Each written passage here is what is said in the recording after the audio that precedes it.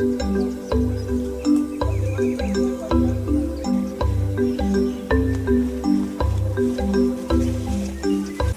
est au cœur des savanes de la Haute-Sanaga. C'est pour s'informer de l'évolution d'un aspect révolutionnaire de la recherche portant sur la riziculture pluviale. Venez voir.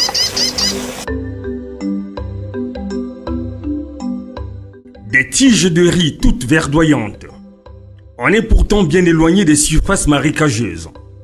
La riziculture dite pluviale est en plein envol dans la région du centre, sous l'impulsion du ministère de la Recherche scientifique et de l'Innovation.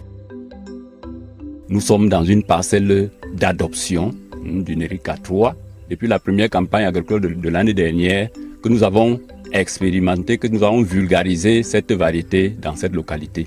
Et chaque saison agricole, alors ils produisent comme vous voyez là. À Métian et à Minkouma, localité pionnière de cette activité près de Mbandjok dans la Haute-Sanaga, l'engouement des paysans est palpable. La nature y est favorable et l'expertise technique assurée.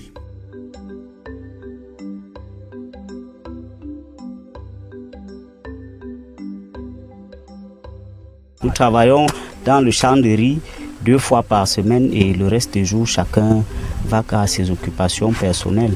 Je ne peux pas abandonner les autres cultures, mais à travers le riz, je ne peux pas le laisser parce que je la consomme.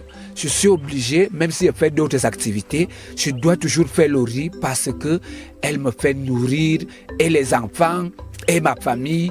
Bon, et les amis qui viennent, qui entendent que je fais dans le riz, donc je ne peux pas l'abandonner. Le Nerica 3, c'est la variété cultivée sur ces parcelles.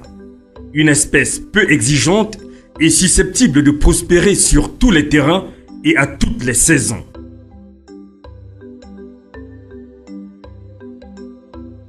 Le Nerica 3 a un cycle de 120 jours. Ça veut dire que quand vous avez semé, comme ils ont semé ici le 1er mai, vous comprenez que d'ici peu, à la fin du mois suivant, on devra avoir récolté. L'essentiel, c'est un sol qui est meuble. Alors s'il pleut, vous avez votre riz. En savane ou en forêt, ça tient. Juste 120 jours en terre et le produit est déjà bon pour la récolte. 2 campagnes peuvent alors être envisagées en une année. 120 jours se sont donc écoulés. Le riz est rendu à sa phase de maturité. La récolte exige un certain outillage, comme vous pouvez vous en rendre compte, un couteau. Et à côté de l'outillage, bien entendu, un certain savoir-faire.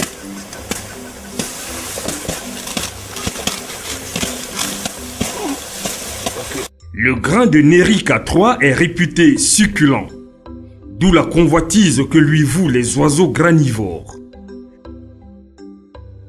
Il faut alors des trésors d'imagination pour sécuriser les récoltes. Ce que nous demandons à l'État de nous aider à avoir les filets, parce que nous ne les demandons pas de l'argent, mais qui nous aident rien que les filets, parce que c'est les filets qui nous causent problème.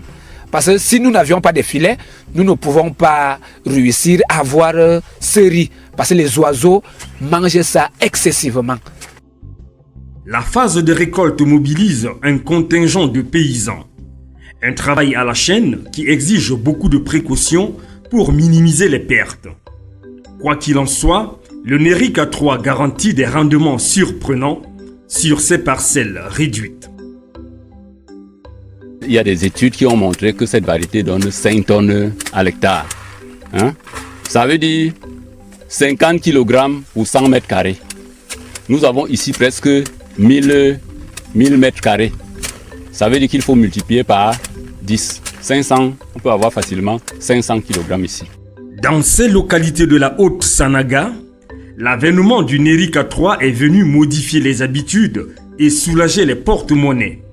Acheter du riz pourrait bientôt sortir des pratiques chez une bonne frange de la population.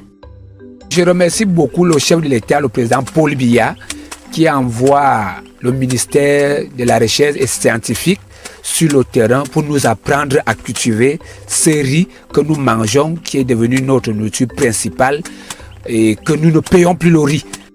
La recherche scientifique dans le secteur de la riziculture a réalisé des progrès fulgurants ces dernières années dans notre pays.